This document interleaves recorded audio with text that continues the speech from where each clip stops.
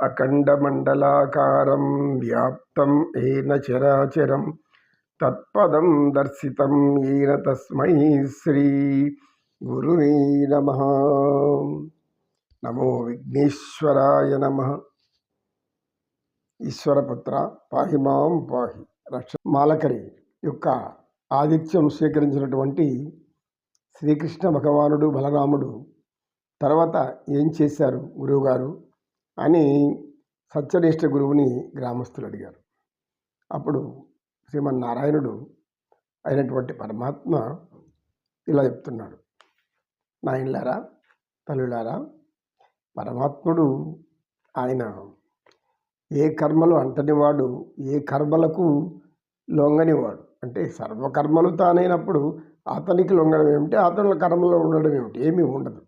ఇవన్నీ కూడా పుట్టి ఒక భ్రమలాగా మానవుని భ్రమింపచేస్తాడు ఆయన. అదే చెప్తాడు ఆయన భగవద్గీతలో. ఏం చెప్తాడంటే, నా మాయాశక్తి అనేక విధాలుగా భ్రమింపజేస్తుంటాయి.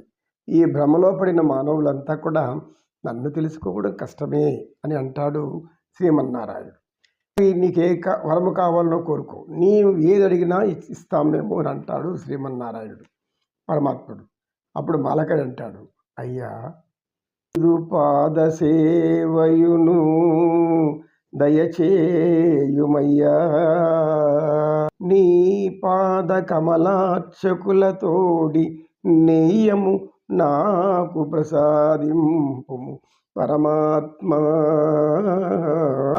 తాపారభూత దయను నీదు పాదయంబుయందు తాపసమందారా నాకు దయచేయవగదే. అయ్యా, నాకు ఏమీ వద్దు, నేను కోరదగిందేదో నీకు తెలుసు, నాలో ఉండేదేదో నీకు తెలుసు, తెలిసినా అడుగుతున్నావు అంటే నా ద్వారా చెప్పించాలని మీరు సంకల్పించారు పరమాత్మ. నాకు ఏమీ వద్దు, నీ పాదసేవ చెప్పు చాలు. నీ పాదసేవ చేసుకునే భాగ్యాన్ని ప్రసాదించు.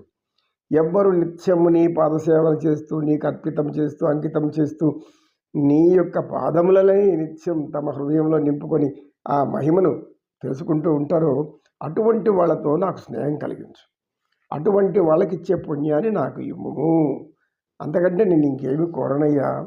నెయ్యం నితాంతాపర, నిరంతరము ఈ కోసం తప్పిస్తున్నటువంటి వాళ్ళు ఎవరైనా సరే, అటువంటి వాళ్ళతో ఎటువంటి భక్తిని, వాళ్ళకి ఎటువంటి పుణ్యాన్ని ఇస్తావో, ఎటువంటి వాళ్ళకి అనేక అనుగ్రహాలను కల్పిస్తావో అట్టాటి అనుగ్రహం నాకు ఇవ్వయ్యా స్వామి, అంతకంటే నాకు ఇంకేమీ వద్దు. అంటే దీని అర్థం ఏమంటే, నాకు ముక్తి లాంటిది చాలు, కానీ ఈ భౌతిక విషయంలో అనుభవించగినటువంటి సకల కర్మలు చేసుకుంటూ సుఖాలని భ్రమిస్తూ ఈ భ్రమలో ఉండే జీవితం నుంచి నాకు విముక్తి కలిగిస్తే చాలు అని అంటున్నాడు. ఆయన అనుగ్రహించాడు. అలాగే అన్నాడు.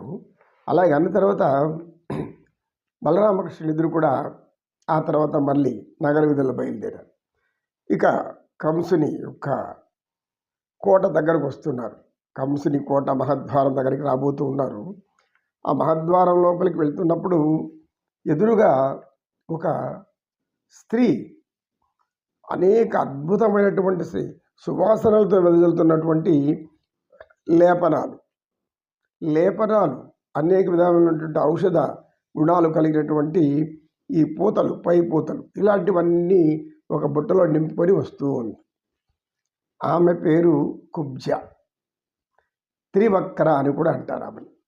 కుబ్జ త్రివక్ర అని కూడా అంటారు. ఎందుకంటే ఆ స్త్రీ చాలా పొట్టిగాను, గూని వంగిపోయి, ఒకవైపు గూని వంగిపోయింది, గూని ముందుకు వచ్చేసింది ఎత్తుగా, వెనకాల ఒకవైపు నడుము ఇట్లా వాలిపోయింది, వెన్నెముక క్రమంగా లేదు, 3 వంకరలు తిరిగి ఉన్న శరీరము, పరమ వికారంగా ఉంది ఆ స్త్రీ. ఆమె ఈ యొక్క లేపనాలన్నీ మోసుకొని పోతూ ఉంది. అలా వస్తూ ఉంటే బలరామకృష్ణులు ఇద్దరు ఎదురయ్యారు. ఎదురైన తర్వాత శ్రీకృష్ణుడు అడిగాడు, అమ్మ ఓ సుందరీమణి, ఆయన చూడండి పలుకులు, ఆమె ఎలా ఉన్నది? 3 వంకరలు తిరిగిన శరీరము, గూని, ఆ యొక్క ముఖం వికారమైన ముఖము ఇలా ఉన్నటువంటి ఆ స్త్రీని పరమాత్మ ఏమంటున్నాడు, సంబోధిస్తున్నాడో మనం గ్రహిస్తే పరమాత్మ గుణం ఏంటో మనకు అర్థమవుతుంది. ఆయనకి శరీరం కాదు కావాల్సింది, లోపల ఉన్న ఆత్మ సౌందర్యము అని. భగవంతుడికి ఎప్పుడు కూడా ఆత్మ సౌందర్యమే కావాలి. మనో నిశ్చలత, మనో నిగ్రహము ఎప్పుడైతే మనం పరమ పవిత్రంగా పవిత్రతాన్ని మాటి మాటి చెప్పుకుంటుంటే దానికి ఉన్నటువంటి గుణాలు కూడా మనకు కలగాలి కదా.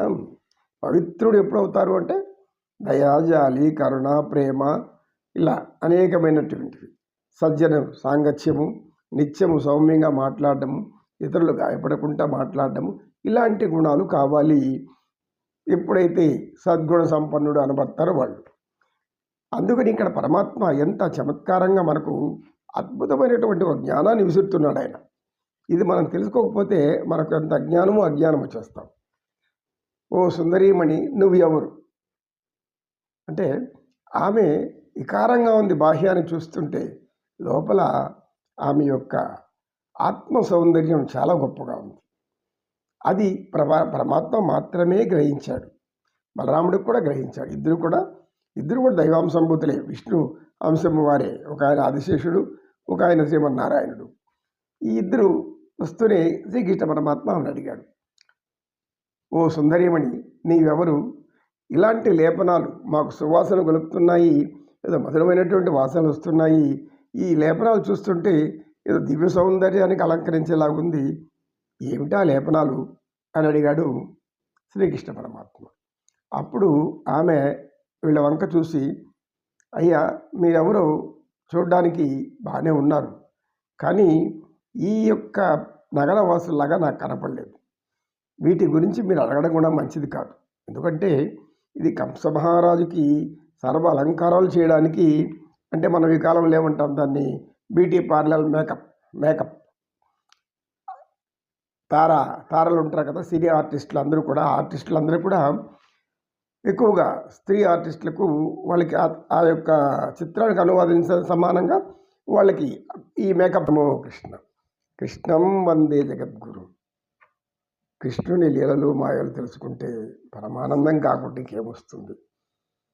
ఆనందాలకి ఆనందం, అందానికి అందం, ఆనందానికి ఆనందం. పరమచంద్ర సూర్యప్రకాశమానటువంటి ఆ చంద్రబింబ స్మూర్తిని కోటి చంద్రబింబములతో సమానమైనటువంటి ఆ దివ్య స్వరూపుణ్ణి చూడడానికి వేల కళ్ళు కూడా చాలవు. అంటే ఈ నేత్రాలు కాదు, జ్ఞాననేత్రాలు కావాలి. జ్ఞాననేత్రాలు భక్తితో ఉంటే ఆయన ఇస్తాడు. నమో కృష్ణ, నమో కృష్ణ. కృష్ణం వందే జగద్గురు.